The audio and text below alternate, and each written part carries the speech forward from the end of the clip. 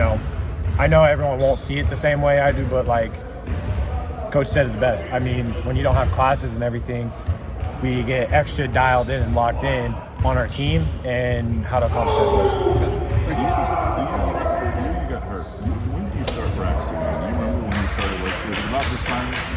So I got hurt the day after Midnight Madness, and I didn't start coming back until maybe mid-January, I think. Late when you started practicing. Okay. Yeah, I remember it was kind of I think around this time I might have been kind of talking about getting out of the boot soon. I know for Christmas, I know that we played Baylor and I was still in the boot. I'm trying to remember. Yeah, I remember I was about to come back early January, but then I had a pain in the foot that kind of set me back a little bit. But yeah, that's cool. What do you guys take from that Duke loss? So we talked about it after the game, but as you get away from it and you sort of reflect and look at things, what things you do well, what do you not do well, where do you got to go from there? I would say the first thing is that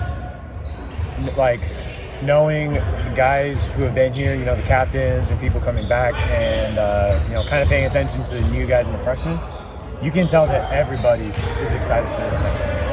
Everybody just can't wait to get back there on the floor against another team and kind of right our wrongs. That Duke loss gave us a fire, and we're in here every day, giving the best effort, putting in extra work, extra hours, whether it be in here or the weight room. We're just itching to get back. And after the game, I said that a wounded animal is a dangerous animal, and I feel like us as a team, we've taken that to another level. I feel like we're twice as dangerous as we was before, because now we're fighting to right our wrongs, and now we know hey, we won't be undefeated anymore. You said that after the game starts to teammates, or? Yeah, no, I said that to teammates. I said sometimes the best thing for a team that can happen in the season with the goals that we have, with the start that we have, is sometimes to suffer a loss so that we can, kind of examine and kind of have a reality check. We were playing really well up until that game, and sometimes the reality check is the best thing for us, because now we have to kind of lock in on the what's the word? The groundwork, what got us there. Some of the habits that got us there that we kind of moved away from. For example, me with the free throw cutouts, I didn't do a good job, and I feel like up until that point I've been kind of letting them go, and not on purpose obviously, but that game, I let some crucial free throw cutouts, slip away, and that could have been the difference of a win and a loss. How does that eagerness combine with finals week, because you have to wait for your next game a little bit more and focus on classes and so forth? What's that like? You just gotta look at the positives. I mean, I'm happy that classwork is over. Obviously, I'm itching to get back there on the floor in a game, but you have to kind of realize the opportunities that you have. Get in the gym more, work on your craft. Maybe it doesn't have to be full-on workouts in practice, but come in here, get some free throws up, getting on a shooting machine, work on, creativity of your game, work on your craft. It doesn't have to be full speed, it can just kind of be walkthrough, but, there's always something you could be doing, watching film.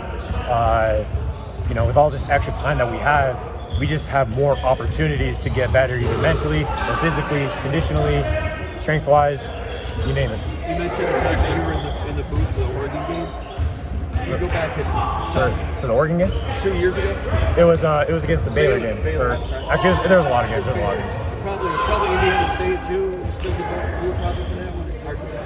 Yeah. So sophomore year, I didn't play my first game until Northwestern.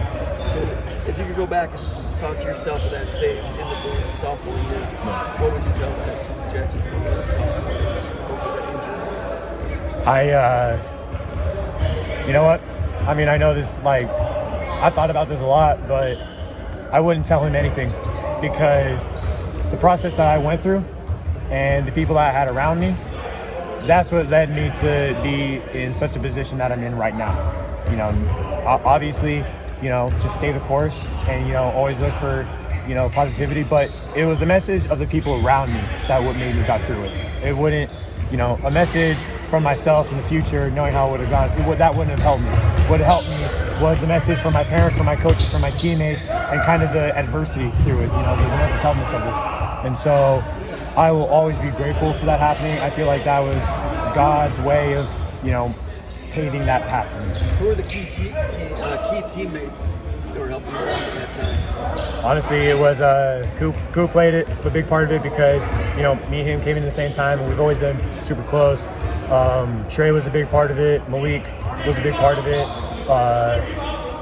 AJ was a part of it, and Mahdi was a big part of it too. I mean, it was just a combined effort of everybody. Obviously, there's times where you feel alone because, with Caleb going through his injury, it kind of reminded me of how I was, and it showed me, hey, I'm in a position where there was times I wish some teammates would have come to me and be like, hey, even though, you ain't playing, we're still with you, and I try to put myself in a position like, hey, don't make him feel left out, because there were times I did feel left out, but that's just the nature of the situation.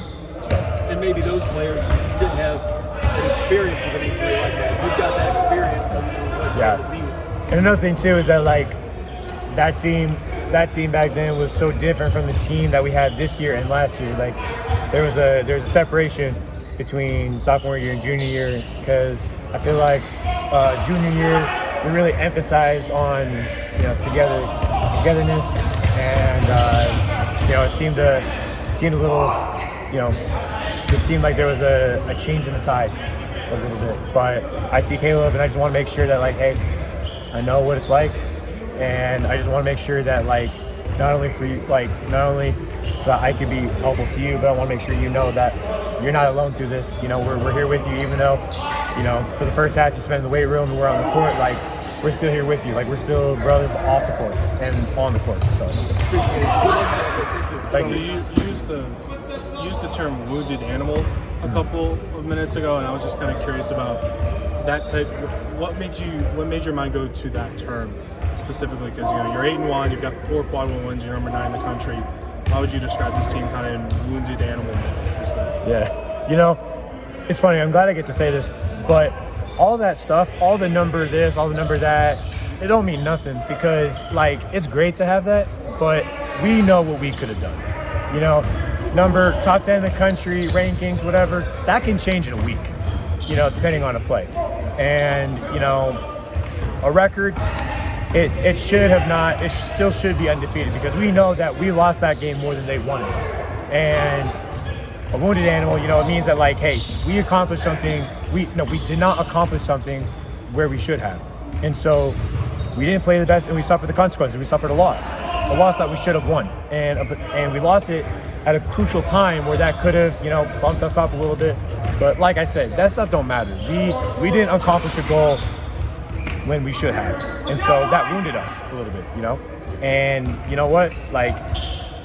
In nature, in movies sometimes, when someone's hurt, they have a sense of urgency, something that coach says a lot about to us and maybe to you guys, but a sense of urgency, hey, now we have a loss, we know that we're not undefeated anymore, we can lose, because when you go undefeated, it seems sort of surreal until you lose, right? But now we have, we're fighting for more than ever, hey, we want to get back to the mountaintop. And so I think that really describes the best on what our situation is. So thanks, Jaxon.